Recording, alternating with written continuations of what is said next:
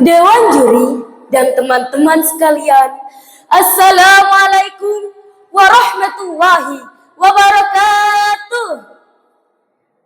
Perkenalkan, nama saya Nurus Syafa'ah Aulia. Saya bersekolah di SMP Al-Hikam Kemayoran. Kali ini saya akan bercerita dengan judul Asal-usul nama desa Socah.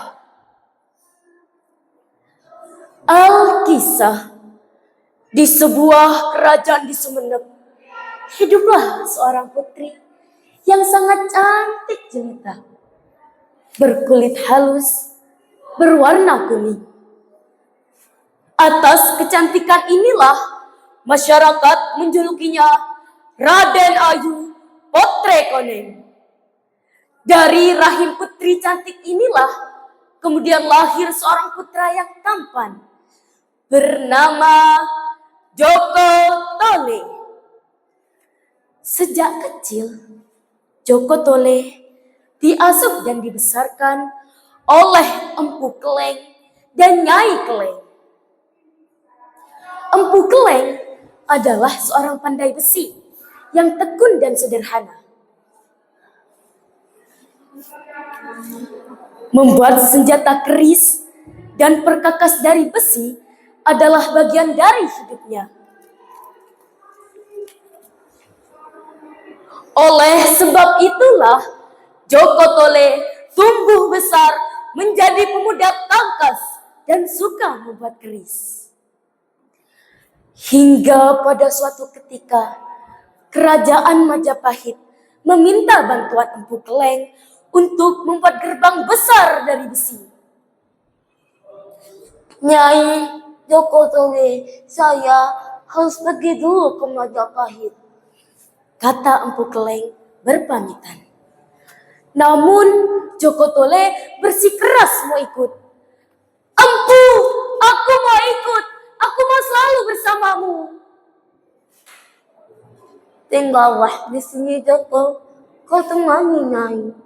Saya tidak akan lama di Majapahit. Bujuk Empu Keleng kepada Joko Tole yang agak sedih karena akan ditinggal pergi.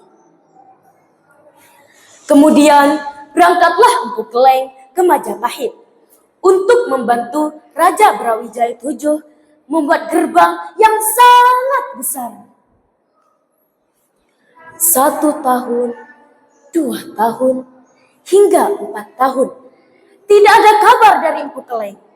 Akhirnya pemuda Joko Tole menyusul Empu Keleng dengan restu Nyai Keleng. Nyai, izinkan saya menyusul Empu. Saya khawatir dengan keadaan Empu. Baiklah anakku, kau susul empumu. Bawalah pulang empumu dengan selamat. Berkat restu dan doamu, Nyai, langit pasti akan ikut merestui. Berangkatlah Joko Tole ke Majapahit. Duk, duk, duk. Sesampainya di Majapahit, ternyata gerbangnya belum selesai. Barulah dengan bantuan Joko Tole, dengan keberanian dan kesaktiannya, gerbang itu bisa selesai. Nah, teman-teman, di Majapahit, Joko Tole punya peran yang sangat besar. Mulai dari menyelesaikan gerbang hingga menaklukkan Blambangan. Joko Tole disayang masyarakat dan raja oleh karena jasanya yang besar. Joko Tole dijodohkan dengan putri raja yang bernama Dewi Mas Kumambang.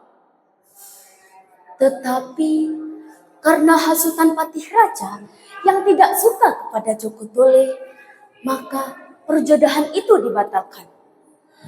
Diubah dijodohkan dengan Dewi Ratnadi, salah satu putri raja yang buta dan menderita penyakit cacat.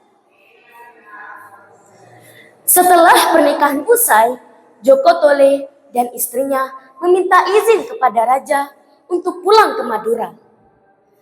Sesampainya di Madura, Dewi Ratnadi meminta izin kepada Joko Tole untuk istirahat.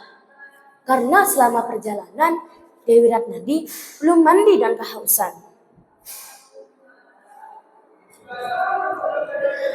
Kang Mas Joko Tole, istirahatlah dulu. Saya haus, badan saya gerah.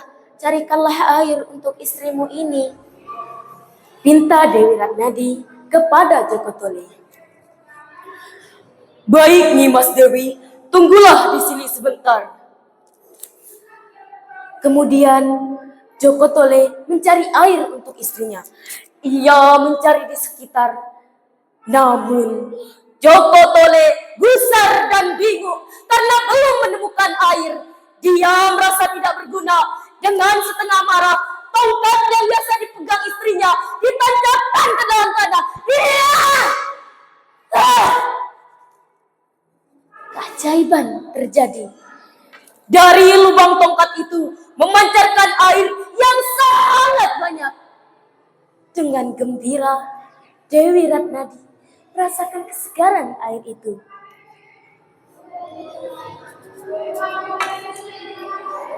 Dan atas izin Tuhan Yang Maha Kuasa, Dewi Ratnadi bisa sembuh dari kebutaannya berkat air itu.